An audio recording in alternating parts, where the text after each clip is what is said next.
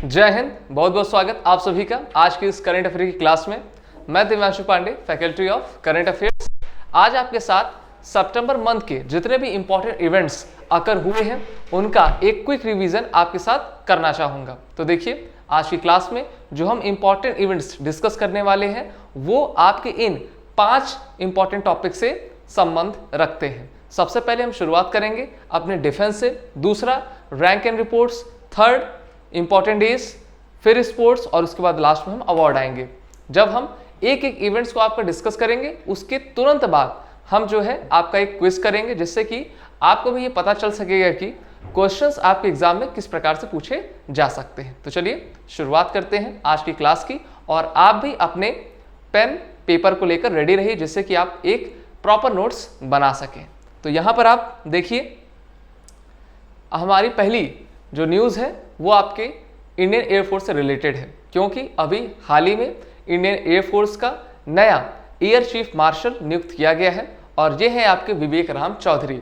तो आप पढ़ पाते होंगे, आपके लिए हिंदी और इंग्लिश दोनों में ही है, तो इसका आप स्क्रीनशॉट भी ले सकते हैं, साथ ही साथ आप इसकी नोट्स भी बना सकते हैं। तो यहाँ पर देखिए, air chief marshal Vivek Ram Chaudhari takes charge as the chief of air staff, succeeded air chief marshal RKS Bhadauria. तो RKS भदौरिया को इन्होंने, विवेक राम चौधरी ने सक्सीड कर लिया है और अब ये भारतीय वायुसेना अध्यक्ष बन गए हैं। ओके, तो चलिए नेक्स्ट इवेंट आपका एनसीसी से रिलेटेड है। और आप जानते हैं कि एनसीसी भारत का सबसे बड़ा एक ऑर्गेनाइजेशन है जिसमें 13 लाख से अधिक बच्चे कैडेट्स के रूप में कार्यरत हैं। और एनसीसी यानी कि नेशनल कैडेट कोर, राष्ट्रीय कैडेट कोर के अभी महानिदेशक अर्थात डायरेक्टरेट जनरल डीजी जो है आपके लेफ्टिनेंट जनरल गुरबीर सिंह पाल को बना दिया गया है। और इनके बारे में और तथ्य हम पढ़ते हैं। Lieutenant general Gurbir Pal Singh has taken charge as 34th director general of NCC. He succeeded lieutenant general Tarun Kumar Aich. तो इन्होंने लेफ्टिनेंट जनरल तरुण कुमार ऐश को रिप्लेस करके अब एनसीसी के डीजी बन गए हैं। एनसीसी की स्थापना 16 अप्रैल 1948 में की गई थी। और एनसीसी का अगर आपसे मोटो पूछा जाए तो आप बता सके कि एकता और अनुशासन, यूनिटी एंड डिसिप्लिन आपके एनसीसी का जो है ध्येय वाक्य है। आगे बढ़े अपने तीसरे इवेंट पे। तो तीसरा इवेंट आपका इंडिया और इंडोनेशिया नेवी के बीच अभी हाल ही में आपका एक एक्सरसाइज की गई है, नेवल एक्सरसाइज की गई है इंडोनेशिया के जकार्ता में। अब इससे संबंधित प्रश्न किस प्रकार से पूछे जा सकते हैं, तो चलिए हम जानते हैं। The third edition of bilateral exercise समुद्र शक्ति, इस अभ्यास का नाम है नौसैनिक युद्धाभ्यास है ये समुद्र शक्ति, कंडक्टेड फ्रॉम सितंबर 20 टू सितंबर 2022, यानी कि 20 से 22 सितंबर के बीच समुद्र शक्ति एक्सरसाइज का तीसरा संस्करण आपके भारतीय नौसेना और इंडोनेशिया की नौसेना के बीच हुआ। Indian naval ship Shivalik and Kadmat had participated in the exercise. This exercise held in Jakarta Indonesia. तो देखिए, ये एक्सरसाइज आपकी कहां पर कंडक्ट की गई है, आपके इंडोनेशिया के जकार्ता में।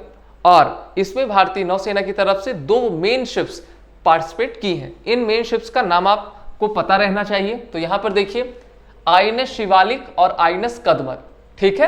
दूसरा क्वेश्चन आपसे पूछा जाएगा कि समुद्र शक्ति युद्धाभ्यास किन 2 देशों के बीच कंडक्ट किया गया। ठीक है। और तीसरा क्वेश्चन आपसे पूछा जा सकता है कि यह युद्धाभ्यास कहां पर आयोजित किया गया था। तो यह आपके इंडोनेशिया के जकार्ता में संपन्न हुआ था। आगे बढ़े, और आगे आपका SCO exercise mission peaceful mission 2021 अभी हाल ही सितंबर में कंडक्ट हुआ। SCO आप जानते हैं कि शंघाई कॉरपोरेशन ऑर्गेनाइजेशन है, जो कि एक सबसे प्रमुख ऑर्गेनाइजेशन आपके सेंट्रल एशिया में। अब देखते हैं कौन कौन से देश इसमें शामिल हैं। The Indian military contingent compromising of all arms combined force of 200 personnel participated in the exercise peaceful mission 2021, a joint counter terrorism exercise between Shanghai corporation organisation member state. The exercise peaceful mission 2021 is hosted by Russia. तो पहला question आपसे पूछा जा सकता है कि ये exercise किस संगठन के बीच में कंडक्ट की गई है। तो ये एक्सरसाइज आपके SCO के बीच में कंडक्ट की गई। क्यों की गई है? टेररिज्म को काउंटर करने के लिए। और दूसरा सबसे इंपॉर्टेंट क्वेश्चन आपसे पूछा जा सकता है कि इस एक्सरसाइज का आयोजन की मेजबानी की होस्टिंग किस कंट्री के द्वारा की गई? तो ये देखिए, इसको जो है आपके रशिया के द्वारा कंडक्ट किया गया है। ठीक है, इसका आयोजन, इसकी मेजबानी जो है रशिया के द्वारा कंडक्ट की गई है। दूसरा सबसे इंपॉर्टेंट क्वेश्चन आपके एससीओ से रिलेटेड क्या हो सकता है? तो देखिए, जो आपका एससीओ है उसमें टोटल अभी आपके 8 मेंबर थे, अब एक मेंबर और इसमें जुड़ गया है, और इस मेंबर का क्या नाम है? तो ये मेंबर है आपका ईरान। ईरान ने अभी हाल ही में आपके एससीओ की सदस्यता प्राप्त कर ली है। आगे बढ़े तो यहां तक हमने पढ़ लिया। अब हम जानेंगे कि डिफेंस से रिलेटेड आपके सबसे इंपॉर्टेंट एमसीक्यूज कैसे बन सकते हैं। तो चलिए आते हैं और लगाते हैं कि कौन सा आपका क्वेश्चंस आपके एग्जाम में आने की पूरी संभावना रखता है। तो यहां पर आप देखिए, which of the statement is not true, इनमें से कौन सा कथन सही नहीं है? पहला, the next defence expo will be hosted by Gujarat in November 21। दूसरा, the Indian naval ship Shivalik and Kadmat had participated in Samudra Shakti naval exercise. तीसरा, air chief marshal V R. Chaudhari takes charge as the chief of air staff. और चौथा, the exercise peaceful mission 2021 hosted by Russia. तो यहां पर आप देखिए, आपसे प्रश्न ये किया गया है कि इन चारों कथन को आपको पढ़ना है और बताना है कि इसमें से कौन सा कथन आपका गलत है। तो मेरे ख्याल से आप सभी ने अपना जवाब दे दिया होगा। तो चलिए जानते हैं इसका आपका करेक्ट आंसर क्या होगा। तो देखिए, अगर हम इसके रॉन्ग स्टेटमेंट की बात करें तो देखिए, रॉन्ग स्टेटमेंट है आपका पहला। ठीक है, क्यों? क्योंकि डिफेंस एक्सपो जो आपका एक एग्जीबिशन होता है डिफेंस से रिलेटेड, वो वर्ष 2022 मार्च में आपके गुजरात के गांधीनगर में आयोजित किया जाएगा। लेकिन यहां पे क्या लिखा हुआ था? यहां पे लिखा गया है कि नवंबर 2021 में। इस प्रकार से ये पहला स्टेटमेंट गलत हो जाता है और इस प्रश्न का आपका करेक्ट आंसर होगा आपका ऑप्शन फर्स्ट। ओके, बाकी के तीनों आपके जो स्टेटमेंट दिए गए हैं वो बिल्कुल सही है। अब आगे बढ़ते हैं अपने दूसरे इवेंट पे। अभी हमने डिफेंस देखा, अब डिफेंस के बाद जानेंगे कि आपका रैंक्स एंड रिपोर्ट से रिलेटेड आपके एग्जाम में क्वेश्चंस कैसे आ सकते हैं, और सभी आप जितने भी इंपॉर्टेंट फैक्ट्स डेटा दिए गए हैं उनका एक प्रॉपर नोट्स बनाते चलिए। India has been rank at 46th place in the global innovation index release by वीपो। तो देखिए, ग्लोबल इनोवेशन इंडेक्स यानी कि वैश्विक नवाचार सूचकांक की लिस्ट जारी कर दी गई है और इसमें भारत ने 46th प्लेस पाया है, यानी कि भारत की रैंकिंग इस बार 46 रही, जो कि बहुत ही अच्छी है। दूसरा क्वेश्चन आपसे क्या बनेगा? दूसरा क्वेश्चन बनेगा कि इस रिपोर्ट को किसके द्वारा जारी किया जाता है? तो यहां पर आप देखिए, this report is release by world intellectual property organisation, जिसको हम वीपो कहते हैं। तो इन सभी बातों को आप लिख लीजिए और आप स्क्रीनशॉट भी ले लीजिए। तो चलिए और भी जानते हैं कुछ अन्य तथ्य। अगर हम इनकी रैंकिंग देखें, पहले पोजीशन पे कौन है, सेकंड पे कौन है, थर्ड पे कौन है, तो यहां पर आप देखेंगे कि पहले पोजीशन पे स्विट्जरलैंड है 65.5 स्कोर के साथ, दूसरे पे स्वीडन 63.1, तीसरे पे अमेरिका, चौथे पर यूनाइटेड किंगडम, पांचवें पे रिपब्लिक ऑफ कोरिया यानी कि साउथ कोरिया, और इंडिया की पोजीशन 46th रही है 36.4 स्कोर के साथ। तो ये आपके पास लिस्ट थी। अगर आपसे क्वेश्चन ये पूछ ले कि इस ग्लोबल इनोवेशन इंडेक्स में प्रथम स्थान पे कौन रहा, तो आप बता सकें कि स्विट्जरलैंड रहा। इंडिया की रैंकिंग आपको मैंने बता ही दी है। चलिए दूसरा क्वेश्चन, दूसरा इवेंट आपका रैंक एंड स्पोर्ट से related. NIRF nation institute ranking framework 2021 अभी हाल ही में सितंबर मंथ में भारत के शिक्षा मंत्रालय के द्वारा जारी कर दी गई है, जिसमें हमारे देश के जितने भी आपकी यूनिवर्सिटीज हैं ना, उनकी रैंकिंग की गई है। तो चलिए इसके बारे में हम जानते हैं। The union minister of education Dharmendra Pradhan release the NIRF rankings 21। अब देखते हैं लिस्ट ऑफ विनर्स। तो ओवरऑल रैंकिंग में IIT मद्रास ने जो है इसमें स्थान प्राप्त किया है। यूनिवर्सिटीज में देखें तो IISc बेंगलुरु, मैनेजमेंट में देखें तो आपका IIM Ahmedabad Gujarat, okay, Indian institute of Management. फिर कॉलेज में देखें Miranda House Delhi, pharmacy Jamia Hamdard college New Delhi. Medical में देखें तो एम्स दिल्ली ने जो है इस रैंकिंग में टॉप किया है। इंजीनियरिंग में देखें तो IIT मद्रास, और अगर हम आर्किटेक्चर में देखें तो IIT रुड़की। ठीक है, तो ये आपके कुछ इंपॉर्टेंट यूनिवर्सिटीज हैं जिन्होंने इस बार के NIRF में अपना स्थान बनाया है। तो सबसे इंपॉर्टेंट क्या है आपका ओवरऑल रैंकिंग, जो कि IIT मद्रास ने प्राप्त की है। फिर यूनिवर्सिटीज की बात करें तो IISc बेंगलुरु ने, ठीक है। मैनेजमेंट की बात करें तो IIM अहमदाबाद गुजरात ने। फिर डेंटल में देखें अगर हम तो यहां पर आप देखिए Manipal college of dental sciences Udupi, law, national law school university Bengaluru, research institutions Indian institute of science Bengaluru, ठीक है। चलिए आगे बढ़े। तो यहां पर देखिए हिंदी में मैटर आपके सामने दिया ही हुआ है। तो नेशनल इंस्टीट्यूट रैंकिंग फ्रेमवर्क अभी भारत के शिक्षा मंत्रालय के द्वारा धर्मेंद्र प्रधान के द्वारा जारी किया गया है, जिसमें आपने यूनिवर्सिटीज की रैंकिंग देख ली है। अब हिंदी में भी आपके सामने ये मैटर पड़ा हुआ है और आप इसका जो है एक PDF जो है हमारे म्यूजिक क्लासिक क्लासेस के ब्लॉग सेक्शन में जाके प्राप्त कर सकते हैं, ठीक है। अब अभी आपने रैंकिंग से रिलेटेड कुछ इंपॉर्टेंट रैंक एंड रिपोर्ट्स पढ़े, अब उस पर आधारित आपके लिए प्रश्न। तो ये प्रश्न पढ़िए, national institute ranking framework launch by which ministry, किस मिनिस्ट्री के द्वारा इसको जारी किया गया? Ministry of earth sciences, ministry of education, ministry of health and family welfare या फिर मिनिस्ट्री ऑफ होम अफेयर्स। तो अभी जैसा कि मैंने बताया कि इसको जो है भारत के शिक्षा मंत्रालय के द्वारा जारी किया गया है, तो इसलिए इसका जो आपका करेक्ट आंसर होगा वो है आपका ऑप्शन बी, ठीक है। धर्मेंद्र प्रधान जो कि अभी भारत के शिक्षा मंत्री हैं, उनके द्वारा इस NIRF 2021 की रैंकिंग को पब्लिश किया गया है। आगे बढ़े और अपने तीसरे सब्जेक्ट पे आते हैं, और तीसरा सब्जेक्ट आप सभी के लिए कैसे इंपॉर्टेंट रख सकता है तो ये भी हम जानेंगे। तो यहाँ पे देखिए इंपॉर्टेंट डे से रिलेटेड आपके सामने मैं कुछ लिस्ट लेकर आया हूँ, ठीक है।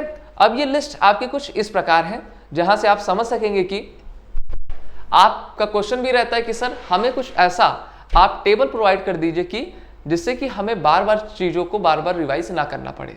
तो इसीलिए आपकी सुविधा के लिए मैं इस टेबल का फॉर्मेट तैयार करके आया हूं कि आप इसको पढ़िए। आप जो भी सितंबर मंथ में इंपॉर्टेंट डेज हैं उससे रिलेटेड आपकी थीम है, और ये थीम और ये इंपॉर्टेंट डेज किस ऑर्गेनाइजेशन के द्वारा मनाए जाते हैं ये भी आप जान लीजिए। तो चलिए शुरुआत करते हैं हम वर्ल्ड मैरीटाइम डे से। तो ये हर साल 30 सितंबर को मनाया जाता है। इस बार इसकी theme's seafarers at the core of shipping future, जिसको इंटरनेशनल मैरीटाइम ऑर्गेनाइजेशन के द्वारा मनाया जाता है। फिर इंटरनेशनल ट्रांसलेशन डे 30 सितंबर को किया जाता है और इसकी थीम यूनाइटेड इन ट्रांसलेशन रखी गई है। ऑर्गेनाइजिंग बॉडी कौन है इसकी? तो इंटरनेशनल फेडरेशन ऑफ ट्रांसलेटर्स है। उसके बाद विश्व हृदय दिवस हर साल 29 सितंबर को मनाया जाता है और इस बार की theme use heart to connect रखी गई, और इसकी ऑर्गेनाइजिंग बॉडी आपकी WHO और WHF है।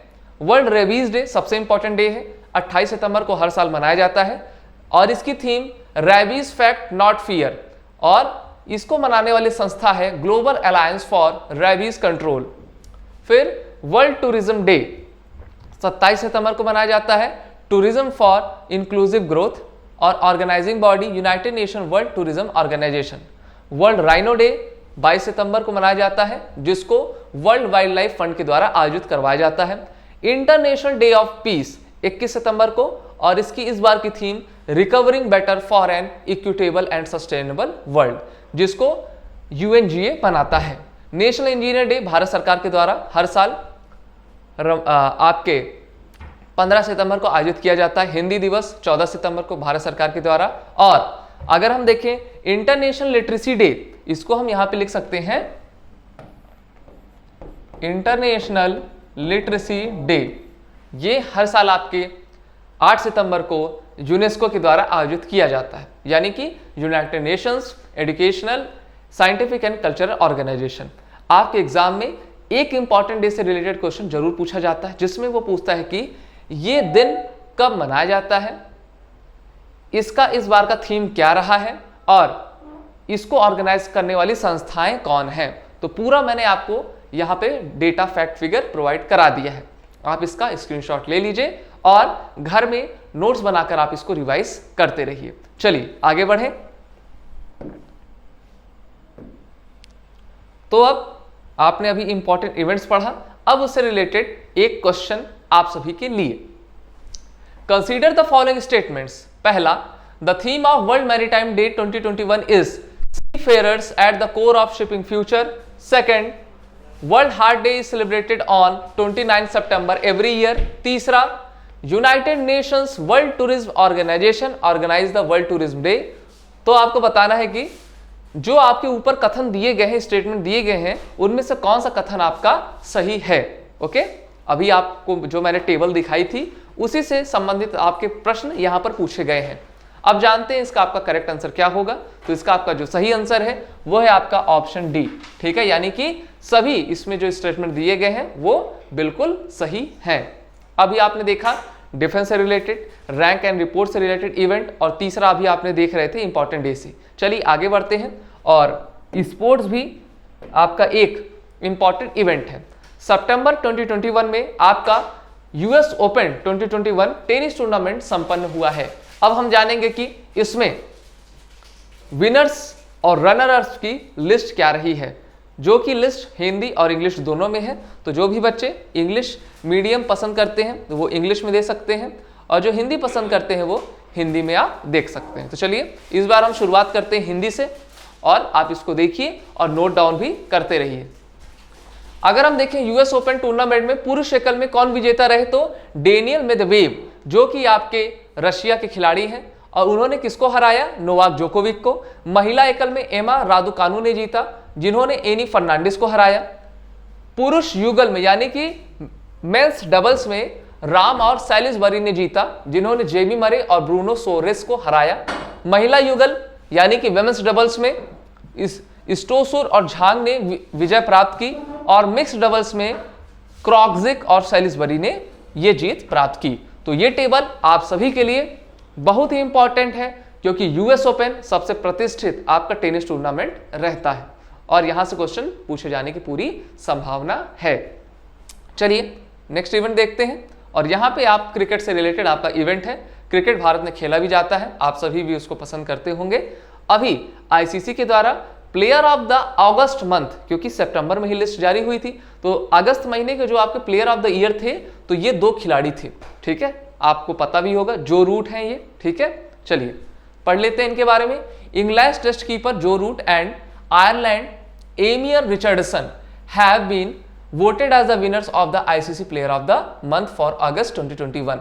In women's cricket, Ireland Eimer Richardson has had a sensational August as well and adjudged the ICC Women's Player of the Month for August 2021. तो देखिए एमियर Richardson जो कि आपकी आयरलैंड के खिलाड़ी हैं, और जो रूट जो कि आपके इंग्लैंड के खिलाड़ी हैं, उनको आईसीसी के द्वारा प्लेयर ऑफ द मंथ अगस्त चुना गया है। तो ये भी प्रश्न आपसे पूछा जा सकता है। ठीक है, सभी जितने भी मैं इवेंट्स आपको पढ़ा रहा हूं वो सभी इंपॉर्टेंट है, और किसी ना किसी प्रकार से आपके एग्जाम में पूछे जाते हैं। अगर आपको एक बेहतर स्टडी करनी है करंट अफेयर से रिलेटेड, तो आप मेजर कसी क्लासेस की करंट अफेयर की मैगजीन, जो मंथली मैगजीन हर महीने आती है, आप उसको ले सकते हैं और अपनी तैयारी और भी पक्की कर सकते हैं। तो चलिए थर्ड इवेंट आपका है एशियन स्नूकर चैंपियनशिप 2021।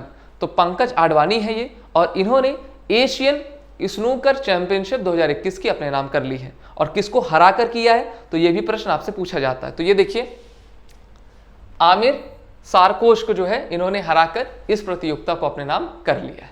आगे बढ़े, तो ये आज आपका जो क्लास में ले रहा हूं वो एक प्रकार का आपका क्विक रिवीजन है पूरे सितंबर मंथ का, और वीकली क्लास तो करंट अफेयर की आपको प्रोवाइड होती ही रहती है। तो चलिए अब आपका स्पोर्ट्स से रिलेटेड एक question, Daniel Medvedev is the player of which nation. ये किस देश के खिलाड़ी हैं, रशिया, अमेरिका, इटली या जर्मनी। आप खिलाड़ियों को तो जानते ही हैं, उनके विनर्स को जानते ही हैं, लेकिन जो एग्जामिंग बॉडी होती है और खासकर यूपीएससी, वो आपसे ये जानना चाहती है कि आप उस प्लेयर के बारे में अच्छी मालूमात रखते हैं या फिर नहीं रखते हैं। तो देखिए उसी संदर्भ में आपसे पूछा गया है कि डेनियल मेदवेदेव ने जो है किस मूल के खिलाड़ी हैं। तो देखिए ये आपके रशियन प्लेयर है। ठीक है, तो ऑप्शन ए जो है आपका राइट है। और नोवाक जोकोविक कहाँ के हैं, आपके सर्बियन प्लेयर हैं, जो कि इस बार रनर अप रहे थे। और आज का आपका लास्ट इवेंट आपके अवार्ड एंड ऑनर से रिलेटेड है। तो चलिए अवार्ड्स में देखें तो साइंस एंड टेक्नोलॉजी के क्षेत्र में सबसे बहुप्रतिष्ठित अगर कोई अवार्ड है तो वो है आपका शांति स्वरूप भटनागर प्राइज, ठीक है। और 2021 में इसको CSIR के द्वारा जारी किया गया है। इसमें विनर की लिस्ट क्या क्या है और इनको किन किन श्रेणी में इस प्राइज को दिया जाता है हम जानेंगे। तो यहाँ पर पढ़िए आप, हिंदी वाले हिंदी में, इंग्लिश वाले इंग्लिश में। Shanti Swarup Bhatnagar prize for science and technology 2021 were announced during 80th Foundation Day of the Council for Scientific and Industrial Research. Every year, CSIR presents this award to scientists below 45 years of the age for their contribution in biology, chemistry, mathematics, physics, medicine, engineering, and Earth atmosphere, ocean and planetary sciences. The award comprises a cash prize of 5 rupees lakh, ठीक है। तो देखिए किन किन क्षेत्रों में दिया जाता है, साइंस में, केमिस्ट्री में, मैथमेटिक्स में, टेक्नोलॉजी में ये अवार्ड दिया जाता है। और किन एज ग्रुप को दिया जाता है, तो ऐसे लोग जो कि 45 या 45 साल के नीचे हैं उनको ये पुरस्कार प्राप्त कराया जाता है। किसके द्वारा? CSIR के द्वारा। अब देखते हैं इस बार विनर्स कौन रहे हैं। तो यहां पर आप विनर्स की लिस्ट देख लीजिए, ठीक है।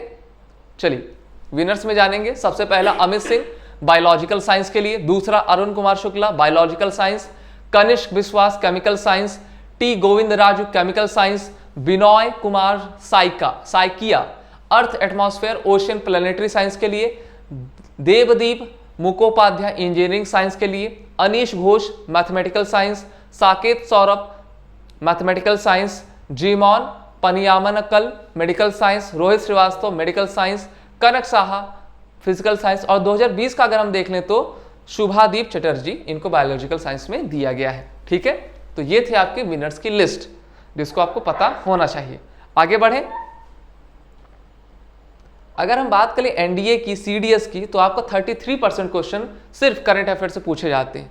तो इसीलिए आपको ये सब्जेक्ट पढ़ना सबसे जरूरी हो जाता है। अब देखते हैं एशिया के बहुप्रतिष्ठित जिसको नोबेल प्राइज की संज्ञा दी जाती है रेमॉन मैग्सेसे अवार्ड के बारे में। तो देखिए इनकी लिस्ट के विनर कौन कौन से हैं, तो फोटो आप तो देख ही पा रहे हैं। अब मैं 1 बाय 1 इनके बारे में आपको बता देता हूं जिससे कि आप अवगत हो जाएं कि रेमॉन मैग्सेसे अवार्ड किनके द्वारा जीता गया है, ठीक है। टोटल आपके 5 लोगों को यह अवार्ड दिया गया है जिसमें पाकिस्तान के भी एक व्यक्ति शामिल हैं। इंडिया से किसी को नहीं मिला इस बार। Ramon Magsaysay award awardees have been announced. The winners will be formally awarded the Magsaysay Award during the November 28 event at the Ramon Magsaysay Center in Manila. तो देखिए मनीला में जो आपके रेमॉन मैग्सेसे का सेंटर है वहां पे 28 नवंबर को सभी विजेताओं को यह पुरस्कार दिया जाएगा। अब कैटेगरी देख लेते हैं कि किस किस कैटेगरी में किसको दिया गया है। पहला मोहम्मद अमजद साकिब, तो ये आपके पाकिस्तान मूल के हैं जिनको पॉवर्टी एलिविएशन के लिए पुरस्कार दिया गया है, ठीक है। नाम आप सबका नोट कर लीजिए। दूसरा फिरदौसी कादरी, ये बांग्लादेश की महिला है जो कि वैक्सीन एफोर्डेबल कैसे हो सके और कोविड-19 की वैक्सीन सबको कैसे प्रोवाइड हो सके, इसके लिए यह पुरस्कार इनको दिया गया है। तीसरा स्टीवन मुंशी जो कि ह्यूमैनिटेरियन वर्क के लिए जाने जाते हैं, साउथ ईस्ट एशिया से आते हैं, इनको दिया गया है।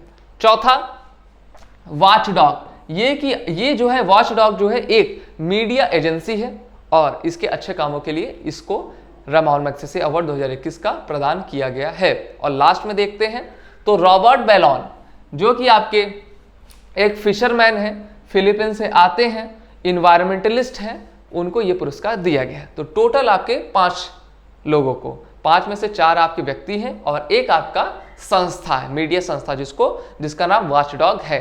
रेमॉन मैग्सेसे अवार्ड आपके एग्जाम में बहुत बार पूछा भी जाता है, तो इसलिए आप पढ़ लीजिए और हर बातें जान लीजिए। ये आपका हिंदी का है, हिंदी वाली हिंदी में स्क्रीनशॉट ले लें जिससे कि वो एक अच्छी तरीके से प्रॉपर नोट्स बना सकें। आगे बढ़ें। अब ये आपका लास्ट इवेंट था। अब इससे रिलेटेड आपके सामने एक इंपॉर्टेंट क्वेश्चन, तो देखिए क्वेश्चन आपसे क्या पूछ रहा है। क्वेश्चन यहां पे पूछ रहा है कि हिंदी वाले हिंदी में भी देख लें, ठीक है। तो यहां पे देखिए Shanti Swarup Bhatnagar prize is given by CSIR to scientists who are below the age of यानी कि किस एज के नीचे रहते हैं उन्हीं व्यक्तियों को यह पुरस्कार दिया जाता है CSIR के द्वारा। Option A 45, 35, 62, 55। तो ये आपके लिए आज का एक प्रकार से होमवर्क है। आज की इस वीडियो से आपने जाना कि सितंबर मंथ के कितने इंपॉर्टेंट इवेंट्स थे जो कि आपके आने वाले एग्जाम में पूरी पॉसिबिलिटी रखते हैं। वीकली मैं आता रहूंगा और जितने भी इंपॉर्टेंट फैक्ट्स इवेंट्स रहेंगे आपको कवर कराता रहूंगा। तो अभी के लिए जय Hind and wish you all the best.